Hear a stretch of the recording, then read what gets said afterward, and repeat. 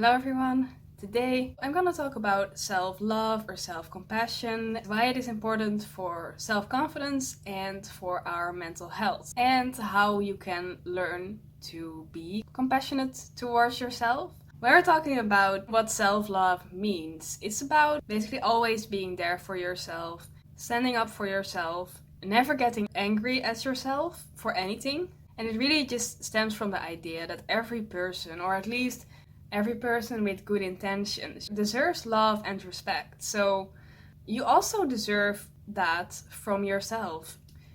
There might be this argument where people might say something like, well, you need to get angry towards yourself sometimes in order to stay disciplined, in order to force yourself to do things. But I believe that this is totally not necessary and also very unhealthy, because when we're talking about our motivation to do things, like our motivation to stay disciplined, we don't need to be motivated by fear. You can actually try to find motivation from a different source within yourself that will be much healthier. For example, when you need to perform well for your job and you don't feel like doing it, then you need to find motivation within yourself for why you should still do it. Just, not getting angry at yourself and being like, you're not working hard enough, so you're lazy, or you're a bad person, you're not responsible, and then trying to force yourself to do it by getting angry at yourself, or even like trying to punish yourself in some way. But instead, looking at why do I want to do this? For example, maybe you're just doing it for the money. Then tell yourself, we have to work harder to earn this money because we need it. And then you're going to be willing to work harder because of that motivation. Or anything, like maybe you really do want to be responsible, maybe you really do want to do things well, then that could be your motivation. Even if it's something simple like, I don't want to go to the gym because I'm tired and I just don't want to go, but I told myself I would lose weight. Then try to find that motivation within you and really think about, okay, why am I doing this again? Don't I have enough reasons? Shouldn't I be motivated to go?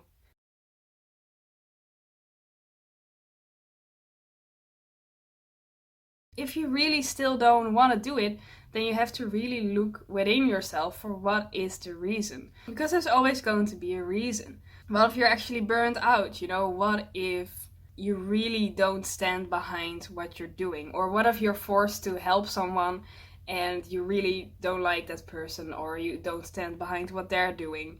But there's always going to be a reason for why you don't want to do something. Maybe you're afraid of something. Or maybe it's a job that doesn't suit you at all. But like, try to discover the reason and validate that reason. Kind of teach yourself that your reasons matter and your emotions matter and your mental health matters. And if you feel bad about something, then you should respect that. Maybe you're doing something that you don't want to do, and maybe it's just because it's become a habit or an addiction or something, and that's the reason. But that's still a valid reason, and that means that you need compassion for yourself to kind of be like, I need to assist myself in changing it and not fight myself and be like, well, it's just because you're a bad person, so, if I ever make a mistake, I'm just going to hate myself for it. Because in the end, if you are a good person with good intentions, then the problem isn't you. The problem is something else, and you just have to figure out what it is and then solve it. And just being really harsh on yourself is, first of all, really bad for your self-confidence.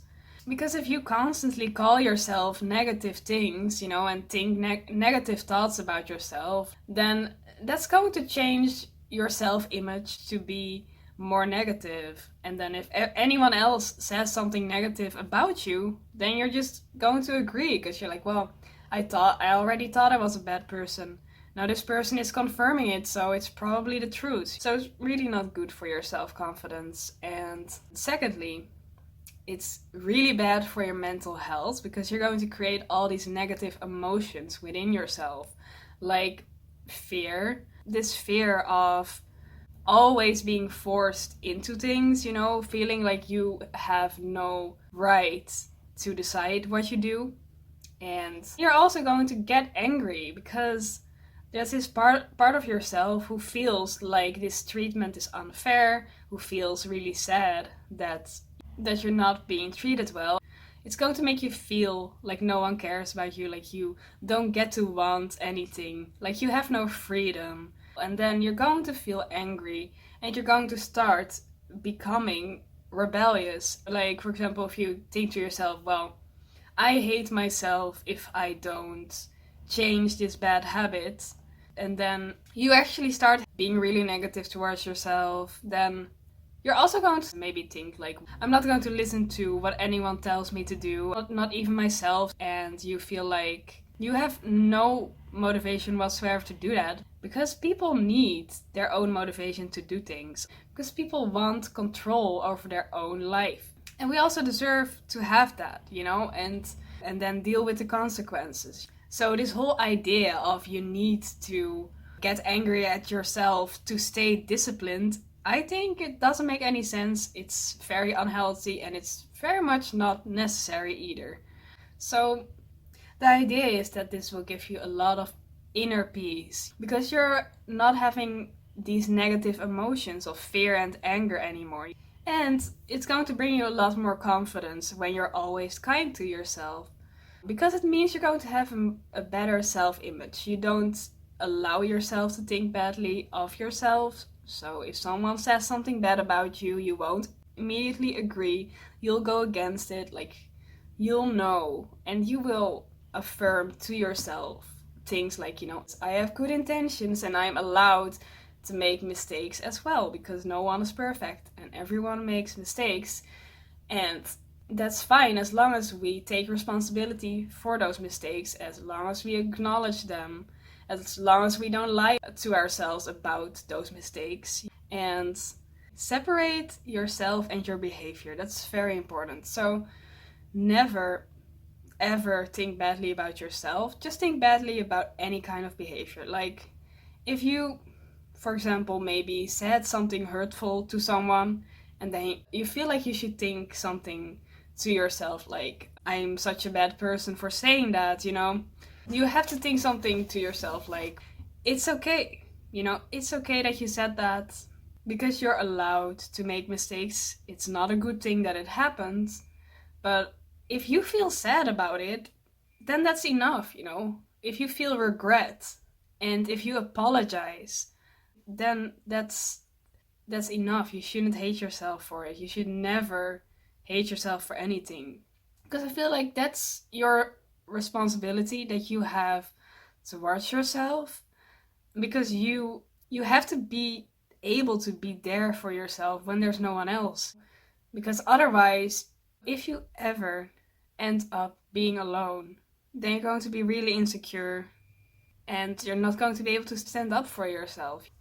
And, you know, there's the people who believe, the people who are arrogant, who believe that they can do no wrong. And if they do something wrong, they'll always blame it on someone else. You know, like, no, this wasn't my fault, it was their fault. They'll find an excuse as to why it's not their fault. And obviously that's very unhealthy, you know, thinking that you're perfect and you can do no wrong, that's bad. So that's not at all what I mean.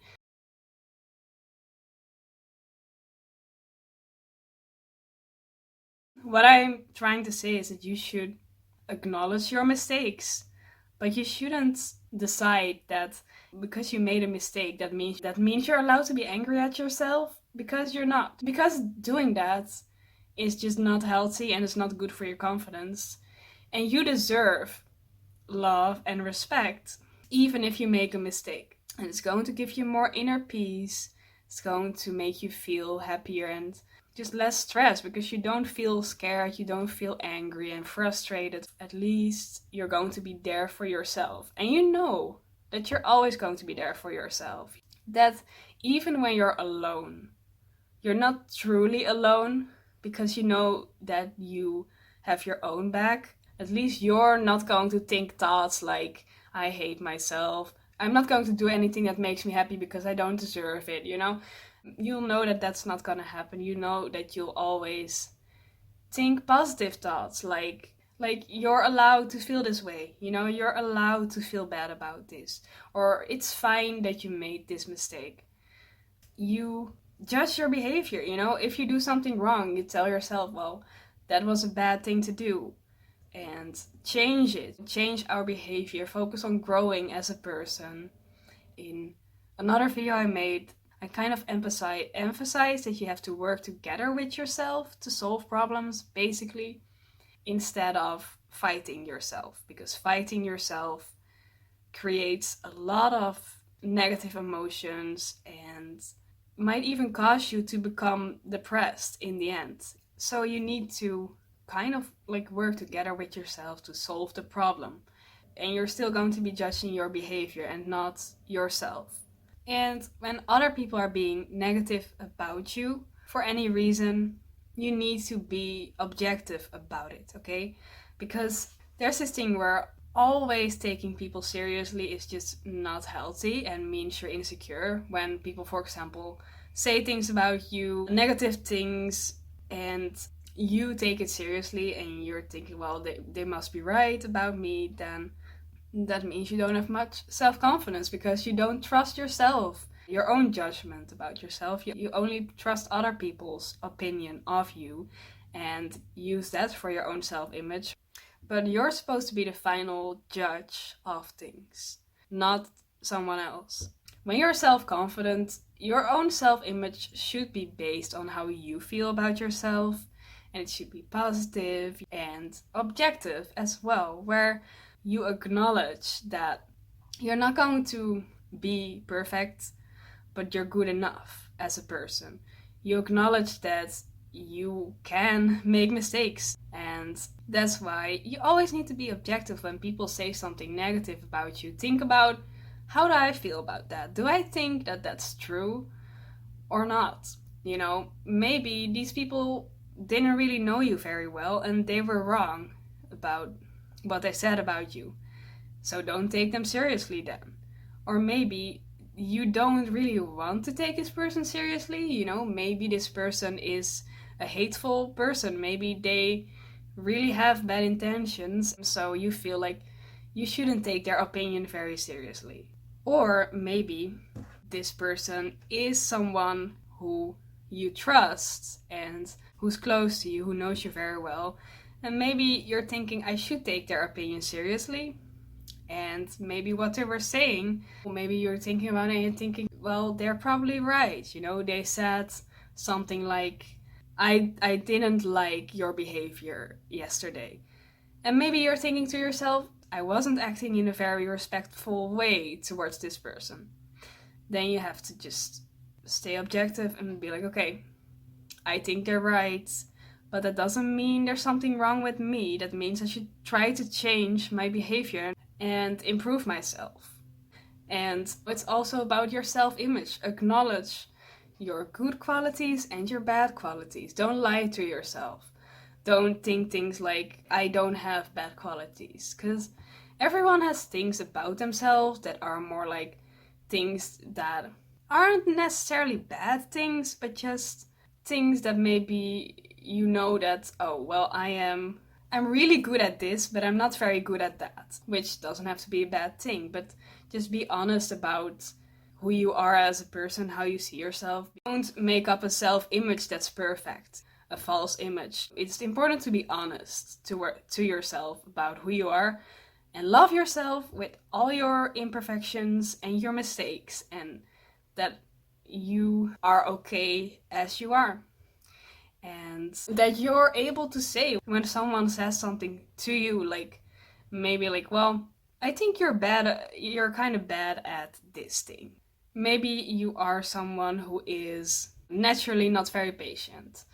Then tell them, like, yeah, you're right. I'm not naturally a very patient person, and I'm trying to work on that.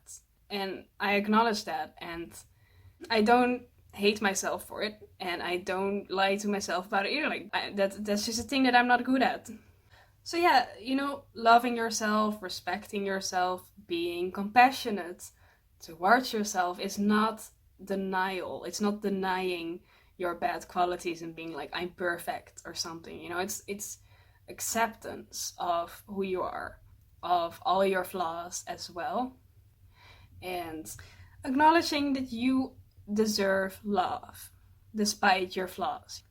So when people are being negative towards you, you have to be objective about the situation. Either decide that they are wrong or stand up for yourself, or maybe if you respected them a lot, maybe change your opinion about this person and think something like, well, if they really are being so negative towards me, then maybe I should walk away from them because they're not treating me with respect and I don't deserve that. The idea is that you should always defend yourself if you want to be confident. If you don't want to be like confident one moment and then someone says something bad about you and you take them seriously and all of a sudden you're not confident anymore, you know? If you want solid confidence, you need to always defend yourself, but not like in an arrogant way of thinking like, oh, I'm better than them or something, but in a way that you're like, I don't agree with them, so maybe I should think a bit less highly of this person after you looked at the situation objectively. So yeah, those are the reasons why I believe that self-compassion is very important for both self-confidence and mental health and just inner peace, you know. Thank you for watching and I will see you next time. Goodbye.